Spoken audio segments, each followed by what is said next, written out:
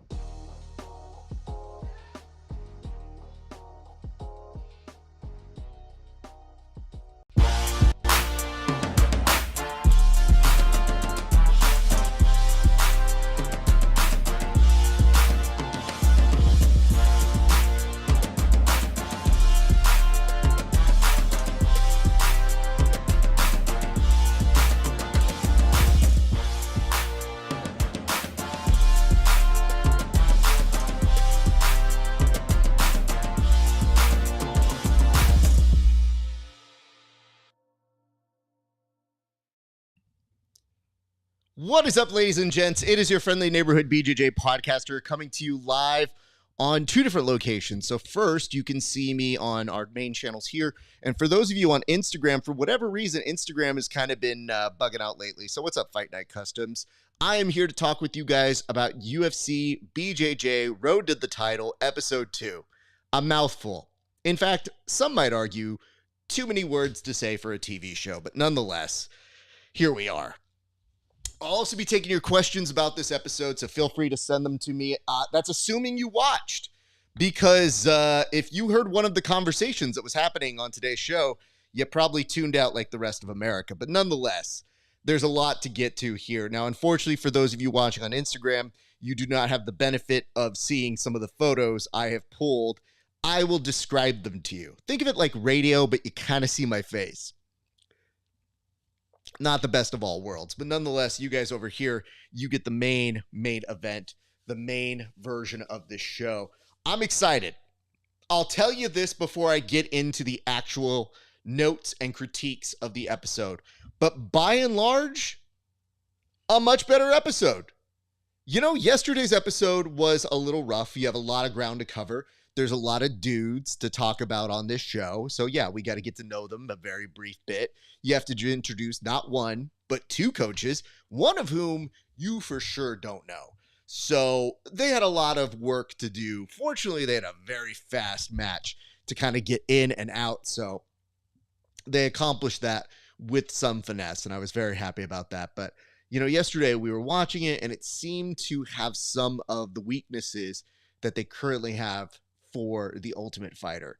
So we were very excited to get straight to it. And speaking of getting straight to it, why don't we get straight into the conversation about the actual episode in itself? We'll start off here first by telling you guys the episode begins by bringing you straight into Mikey Musumeci's house, which is very nice of him. He extends this invitation to his team. He says, come on and join me. And we get more into it, but the first sight you see is a familiar space to a lot of us in the world of jiu-jitsu. You see the Blue Garage. And I think that's kind of the official name for it. Like, doesn't quite have the ring of a bat cave, but it is blue, and it is a garage. So we do get some quick branding to understand this is where Mikey does a majority of his technique videos. It's very familiar if you've seen any of his Instagram. So that part resonates very quickly to a lot of us in this world. But as we're staying there, we're finding out that this week it's going to be Issac Doederlein versus one Keith Krikorian. And this, I think, is a photo of Mikey getting the news. I'm not sure. One thing I'm going to tell you is, it doesn't matter how much I try to avoid getting a bad screenshot of people here. Some of their faces just, like, that's just the face. That's just the face they made when they were in the middle of this episode. So, you know, a lot of it is not necessarily going to be stuff that I particularly did. And I'm also incredibly far too lazy to actually get a second thing here. We should point out this. Mikey very kindly invites these people over to his house and lets you know that it is an Italian tradition to invite people to dinner and feed them. What I would like to tell Mikey is, yes, probably true. Did you know, though, it's also a Mexican tradition to bring people into their house and feed them? I've heard it's also an Asian tradition. I guess what I'm saying here is, I know the emphasis wasn't necessarily like only Italians do this, but because of the language and the expression of it, it's just like, it came off almost as if, well, only Italians do this. Or like a big secret, like, did you guys know that when Italians get together, shh, don't tell anybody, okay? Like, nobody else does this. We feed people. So there be that. Nonetheless, very good-natured in its efforts to kind of bring this team together. So in that regard, I was pretty happy. So here's where things start to kind of take a miss, but I want to give some credit here to the narrative buildup they did for longtime friends of the show. So look, Keith Krikorian, like a little brother to us here. I love this kid. I'm so happy he gets to tell his story. And if you've ever watched any competitive grappling with Keith on it, you know that this kid is the real deal. He's super talented, very funny. He fights with all of his heart. So anytime he competes, you will get the best of that young man out there. So super stoked. Don't love the way he drives on long trips. I mean, just look at this posture, first of all. And then second, I mean, I'm not saying the one arm low is super bad. A lot of people do that. But it's the one arm low and the D up. So bringing these two things together like this and this, I don't know how good of driving that is going to be. Maybe it's just for show. But Keith, I'm very concerned about that driving style. Nonetheless, we learn a little bit about him. And listen, I have to be entirely fair to the people. Like, I can't just make fun of the people I don't know, like the coach, Mr. Hefferson, or Harrison, if you would. I also have to make fun of the people I do know. So I want to bring this up to you. This is perhaps the fakest shot of this episode. Keith sitting behind a desk, glass water to his side. And then as he hits his mark to sit down, like, to me, this was probably the most unrealistic part of the episode.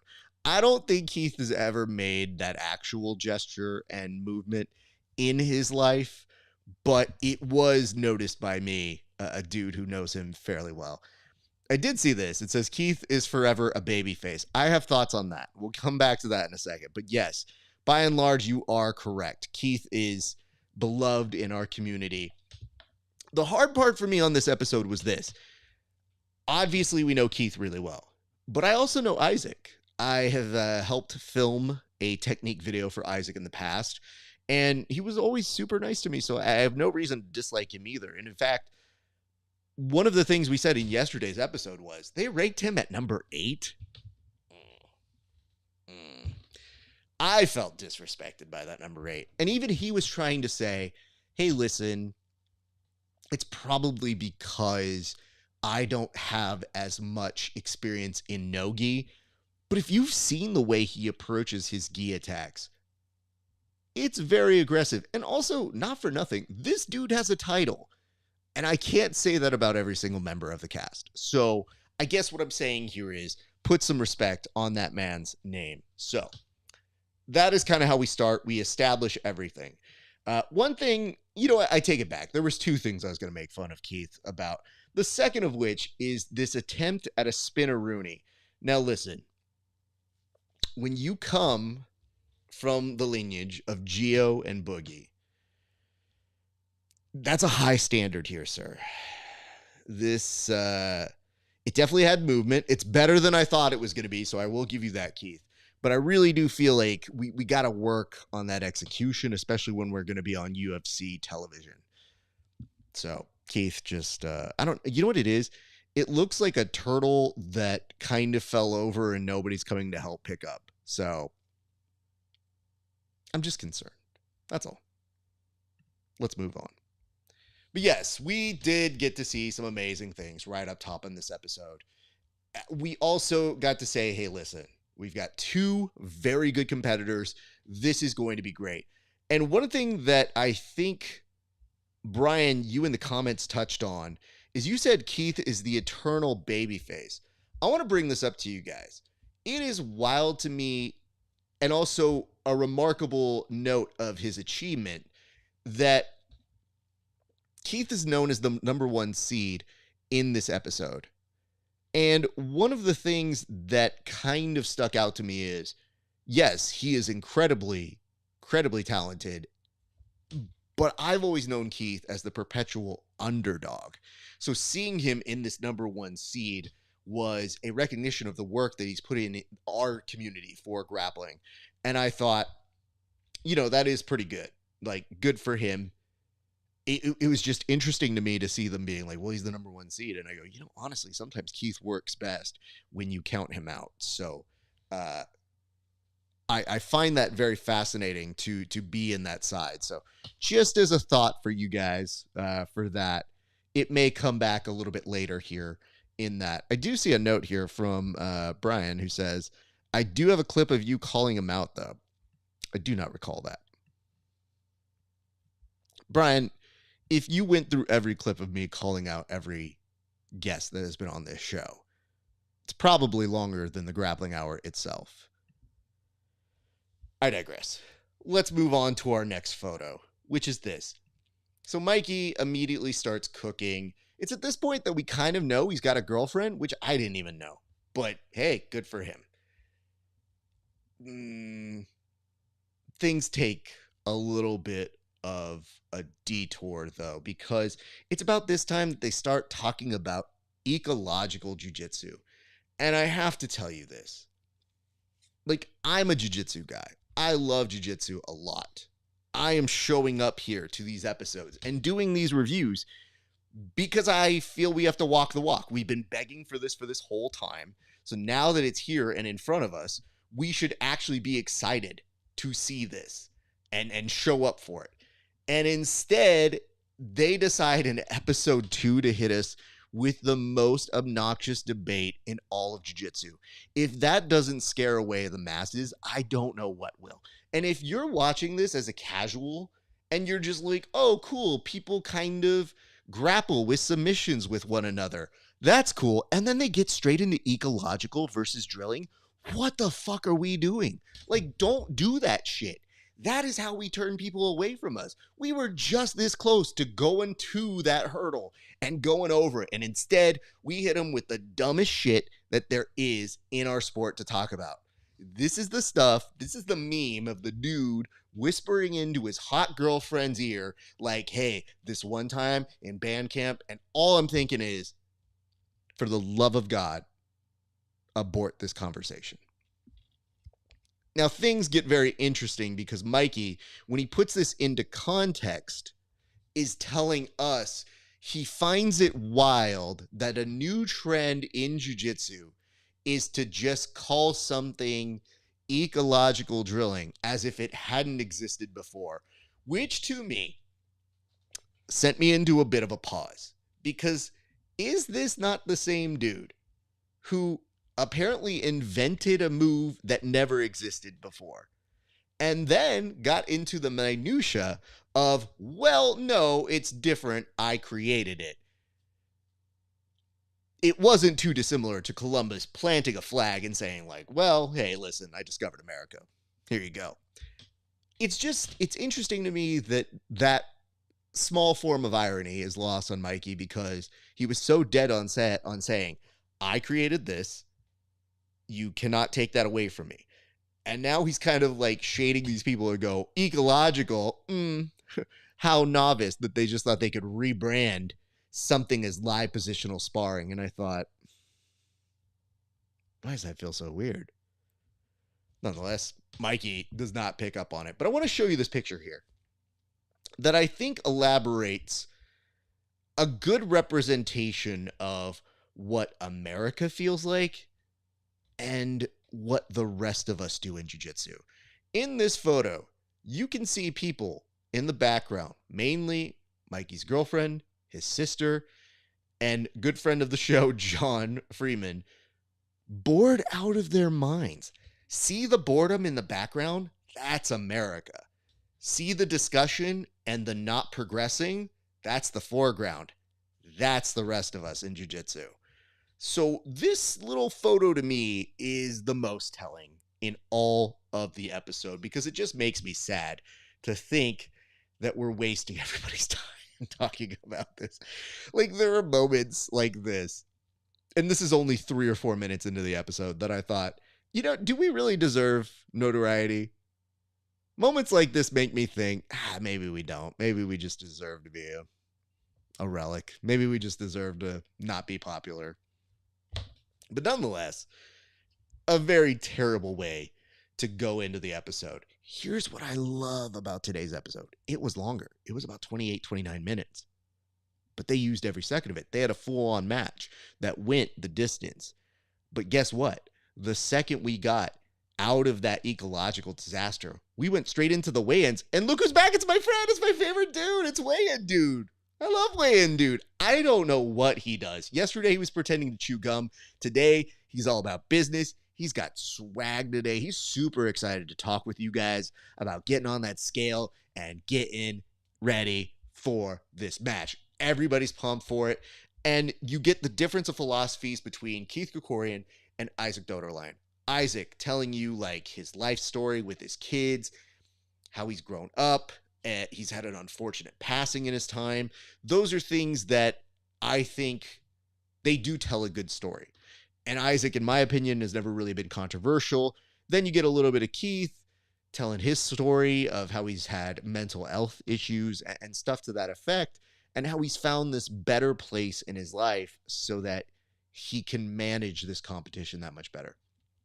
Those are both great stories. Like, it's not super annoying in the way that they usually want for TV, but I think it's true to both of those characters, knowing them in real life. Like, knowing both of those people, I thought that episode did a great job of capturing who they were. So, A+ on that. But weigh-in dude, dope. It's about this time that something occurred to me that I think it's hard to put into full words, but I'm going to try here. I want you to look at the lack of nerves here from Keith as he walks through the double doors. Issac kind of mentions the element of nerves, but compared to other people in the series of The Ultimate Fighter, those nerves are way higher. And granted, you're fighting, so nerves are always to be expected. But I was wondering why these guys look so calm. And I think I stumbled upon something. I think one of the biggest differences between jiu-jitsu and MMA for this format is, for MMA, I'm sure a lot of these guys have fought in front of a lot of people before, but a good amount of the people on this cast have already appeared on the Craig Jones Invitational, UFC Fight Pass, ADCC, IBJJF, like some of the biggest stages. And for a lot of those, especially CJI and ADCC, they have competed in front of thousands of people all at once. So now this show is actually taking them just to compete in front of a small group of people. They're so used to that world, so that even though Issac is telling you, like, yeah, I get nerves, it's insane if you don't, if you really look at the way they compose themselves and they carry themselves in there, nobody's freaking out because it's such a small, intimate kind of competition. So that is something that has kind of resonated with me. And I don't know how many of the fighters leading up to the Ultimate Fighter have had those experiences. So as you see other people walk through the doors, I'm intrigued to see if that is something that will continue to be a presence. I see a note here from Lit Ride that says Tackett gonna win. Tackett looked pretty good yesterday. And think about it like this. Tackett is also somebody who looked incredibly good on the Who's Next show, which was the precursor to this on Flow Grappling, otherwise known as the Ultimate Grappler here on this show. I mean, Tackett is one of those kids who has made the most of his time, now has one of those most iconic matches of all time from the Craig Jones Invitational. So, yeah, I mean, he's definitely an odds-on favorite, and he's back in Vegas a week before. In finale next Wednesday. Training, I think today I saw him training with Mikey Musumeci. So, yeah, you might be right on that one, Lit Ride. I think that's the weirdest part of this whole back and forth. Like, doing this in 1 week takes out all the suspense. If you see somebody in Vegas, you should be on high alert. They either have a super fight because they didn't make it to the finale, or they're in the finale. So there is no time to resonate with any of this. It's all happening so fast that it's legitimately like Keith already had the result up at 9:30 a.m. I just happened to be scrolling. I did not watch the show at 9 a.m. today. I had to deal with ads. And then afterwards, I then realized, oh no, everybody's going to spoil this, including the UFC. There is no buffer zone. This is, normally for the Ultimate Fighter, you get weeks in between. So like a week happens, you can go live a life, you forget it. Here it was like, do you remember what happened yesterday? Fuck it. We're already going to the next episode. Here we go. Here's Keith. Here's Issac. Cool stories. Mikey's going to do some talking heads, and Harrison's going to say something that we just translate. And go. So you kind of have to keep up. It's a little bit of a sprint here on this one. Nonetheless, it is an interesting match for a number of reasons. I expected good things from both of these gentlemen, and I think they both delivered in ways that they are capable of. Issac got respect on his name. Before he was going in there to compete, he even was kind of subtly mentioning, like, yeah, they seeded me at number 8. How the fuck did that happen? Nonetheless, there is this moment where Issac starts off the match very aggressive, attacking the legs. Keith can't quite figure out the rhythm yet. They go to a second round, and in the second round, the fates switch. Keith, if you've ever rolled with him, you know he can turn it up, and it is very difficult to contain that movement. He's searching for these front headlocks. He's jumping all over the place. So now you got a real foot race. You got Issac, you got Keith, two of our best representations in the sport at the 1 and 8 seeds. And it feels like an incredible match. One thing that I should note here, though, is Mikey is coaching a lot. And it made me realize, and you guys can tell me if I'm a bad person about this, I kind of need a Mikey-less audio. I just do. Sometimes it happens where a person's voice just starts to grate on you, and you start thinking, is there an alternate stream? I almost turned down the audio all the way completely.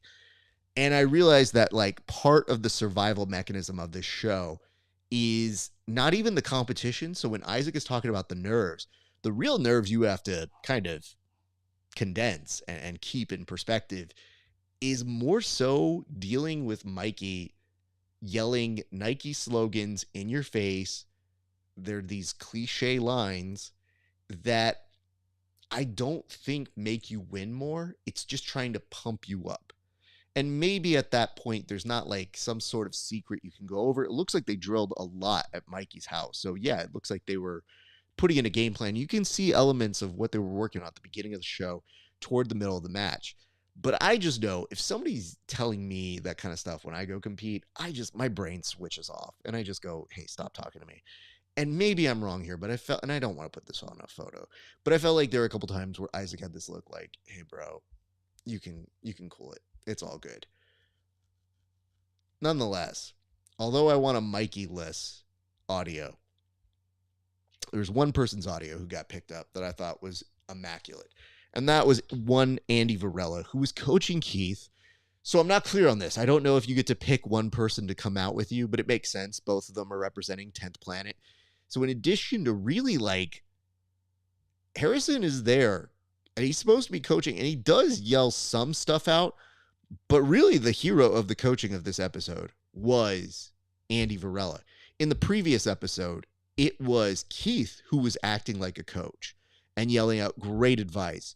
So I don't know if it's a language barrier thing. I don't know what it is, but thank God they got that second person.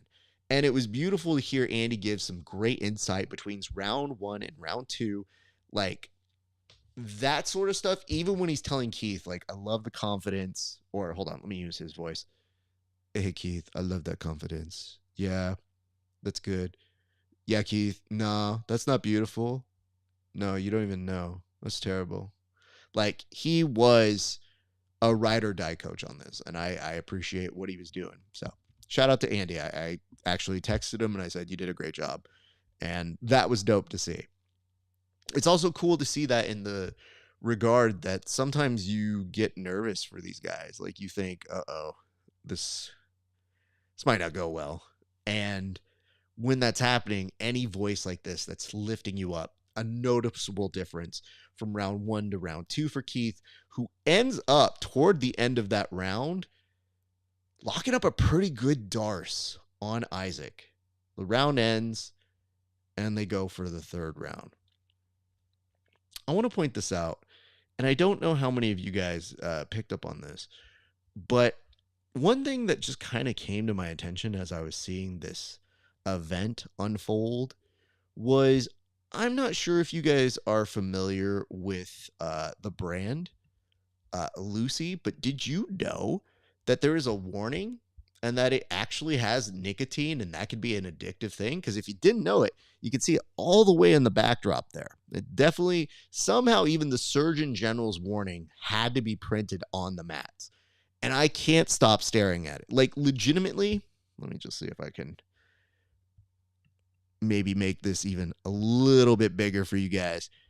The amount of words that had to be put onto this crack me up, because that is valuable mat space, and they had to make sure you knew, warning, product contains nicotine. Nicotine is an addictive chemical. Meanwhile, look at these two yahoos. Yeah, they're grappling for you, but we need to make sure that you know this about Lucy, because if you do this, you're a dum-dum and it's your fault. Don't blame us. So, subtly enjoyed that one. Anyway, as we start to get toward the end of this, it's all coming down to this third round.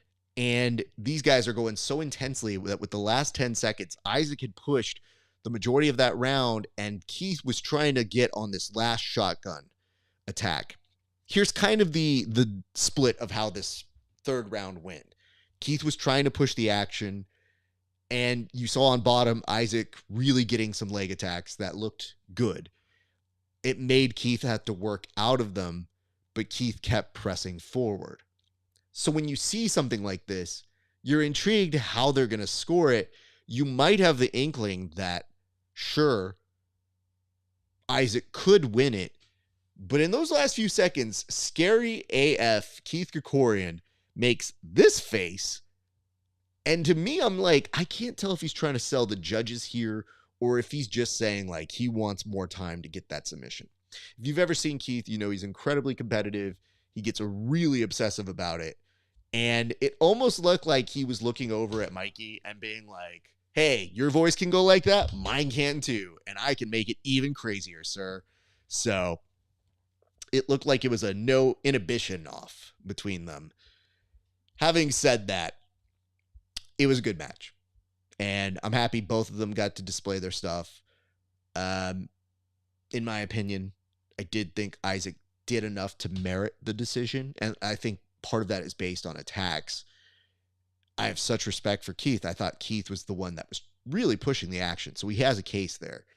And if you're really coming down to that last round, it just makes you wonder, what was it scored beforehand? Because now we've implemented a scoring system. And I don't know if that's just for the Fight Pass Invitational, but I'd like to believe that's also being used for UFC BJJ. Having said that, when we get over to that, what's up, Adrian? By the way, super stoked. I get to do an interview with Adrian. We're training tomorrow over at Mama, and I get to roll with that dude and then interview him. So looking forward to seeing you, brother. One thing that, though, stuck out to me was after that happens, you immediately think, okay, how did they do the decision? This is the first time we've had one of these decisions on the show. It's only the second match, but do they do it like Fight Pass Invitational? And then, oh my God, Weigh-In Dude is also one of the judges? Yo, I didn't know that. See, Weigh-In Dude is very important. I could tell.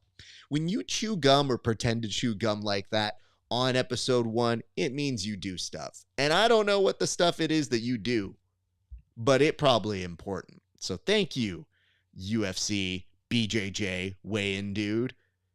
Nonetheless, you see friend of the show, Miha Bravik, who's also a ref. So they got a hard decision. How are they going to pull this one off? And then they give you the decision, but they don't tell you the score.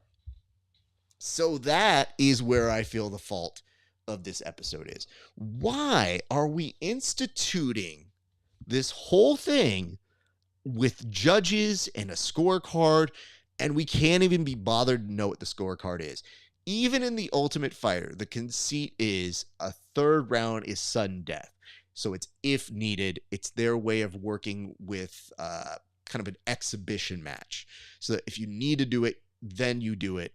But if a fighter doesn't need to take more damage, they don't do that match. That makes logical sense to me. In jiu-jitsu, you tell someone you don't want that third round, I think they'll have feelings. So nonetheless, you get 3 rounds. The problem, what was the score?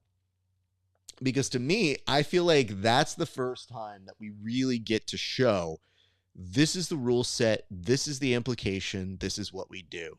And not doing it there or explaining it to the audience is a huge disservice. Because guess what? You could have had that explained and still been under 30 minutes.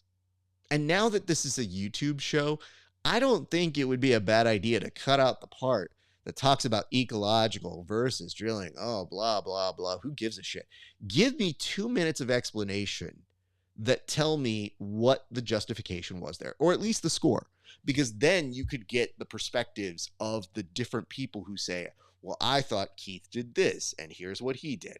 You get the alternate side. Actually, Keith really didn't do this. Isaac did this. And I feel like that's a more thorough use of our time rather than just hanging out and explaining Italians be cooking, y'all. Just my thoughts. Having said that, we then get this look from Mikey, and I don't even know what it is. It feels like somebody asked him to do his best impression of a Tyrannosaurus. So I don't want to interrupt this because I actually forgot the context. I just put the photo. A lot of times when I'm doing these screenshots, I just go like, oh, I don't know if I need this, but that looked great. So no real joke, just behold, enjoy, and we move on. Next week, or just kidding, tomorrow, we return with the next episode of UFC BJJ, Road to the Title, Episode 3. And on that, you can see friend of the show and a fellow friend of the PGF, Davis Asari, who will take on Cowboy Jared Leto. And in this one, they bill it as a Battle of Texas in Las Vegas, which I don't think, you don't get much from that, honestly. It's just kind of like, womp womp. Having said that, from this episode, there are a few takeaways. I feel like we basically made up for yesterday's kind of weird, uneven, has to do a lot pilot. It flew by much better. And it's so much easier when you have a good match that goes back and forth, and you can actually take some time to process it. One thing I did want to kind of mention, though, was there was a moment where Mikey just yelled out to Isaac Doederlein in one of his coaching moments. He just goes, just jump into De La Riva. And I go, you first, bro. Like, I can do a lot of things in jiu-jitsu. I don't know that I can jumping into it kind of action, but I am not as talented as these folks. So, yeah, I will also say, big respect to Isaac, who got some respect on his name. I said it yesterday. I said he was criminally rated, and I think he showed that. And I think it was a good moment for him. And he even said, he's like, you know what? It's kind of cool even to prove to myself that I can do this no gi thing. But anybody who's ever watched him, like, we all know that dude's good.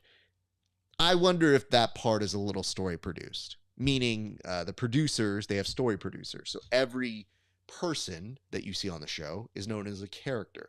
So whether they're being true to that character or not, a lot of times they have a story producer that goes, hey man, it'd be really cool if you could say, or how do you feel? And when they're producing those segments, that's why sometimes it's elevated versions of that person. Because to me, I'm like, I don't know, maybe Isaac would be that candid and tell you that, but I just know his work to be so solid that I'm like, I don't care if he's wearing a gi or not. It might be cool that he got the respect there, but a good grappler is just a good grappler. So that was kind of like a small curiosity I had about that. I'm going to take your guys' questions if you have any, but before I start kind of packing up here, I'm looking to see if I had any other observations that I kind of didn't know from this. No, I think I pretty much hid this, but I think the main thing that I took away was there was no team in this. It was the two athletes, no BS drama. We just got straight to, and I think that was such a blessing. I will do those episodes day in, day out. You could argue you could make it a little bit tighter and still nail this in, but episode 1, the last time I checked, has done north of about 350,000 views. That's not bad. It doesn't mean viewers. It just means people watched it for 30 seconds, and I think that's a good sign. I will not be surprised if by the end of the week that first episode does about 1 million. I think the second episode is not going to track as well because maybe not all the athletes are going to share the episodes they're not in. So really it's just dependent on Keith's audience and on Isaac's audience. And so far it's done about, I wanted to say about 50,000 views, maybe north of like 70 right now. So these are doing well, and they're still some of the biggest attractions we've seen in the world of jiu-jitsu in terms of numbers. So I think we've gotten some good signs here to begin with. Having said all that, I still think that we have some stuff before we really get a true feeling of what happens on the rest of the show. So I'm hoping for some good matches like that. I wonder if we'll see scorecards, maybe on a more controversial episode in the future. But for right now, man, it was cool to watch this one as opposed to that. And like I said, props to Isaac. And I just want to give a big shout out to Keith. I wonder if there is something that brings him back because he had such a close match. It would make sense that if somebody has to go out because, say, an arm snapped or something, that they would plug him back in. So that's kind of a weird guess I'm making, but it might not happen. It's just Keith is a really good competitor, and finding ways to plug him back in would be interesting. I'm wondering if that person getting knocked out makes a difference on the show. There's a lot of stuff we're going to find out as we go on this thing. But by and large, for the most part, much happier with this episode. So, all right, folks, I think that one is going to do it for us here at the show. I thank you guys for tuning in to today's recap. I think the plan is to do this again tomorrow. So, I don't want to say same time, but just look out for us to go live. I'm hoping that this Facebook and this Instagram thing work together because for whatever reason, I can't make it go and make it all pretty like I do on these other channels on there. But we'll get to that in the future. But in the meantime, thank you guys for tuning in. My name is Rafa Esparza. We'll be back tomorrow, I believe, with the next installment, episode 3. And until then, I hope you guys are enjoying the show. And feel free to throw me any questions. Do not forget that this Friday we are doing a special episode of The Bullpen, which is the roast of Kevin Sherrill, our co-host. We will be beating him up like a piñata because he will be defenseless since he's not there and he is still on hiatus. So be sure to tune in for that. All right, ladies and gents, that's going to do it for us here at the Grappling Hour. Thank you so much for tuning into this special episode. It's been a great day for grappling.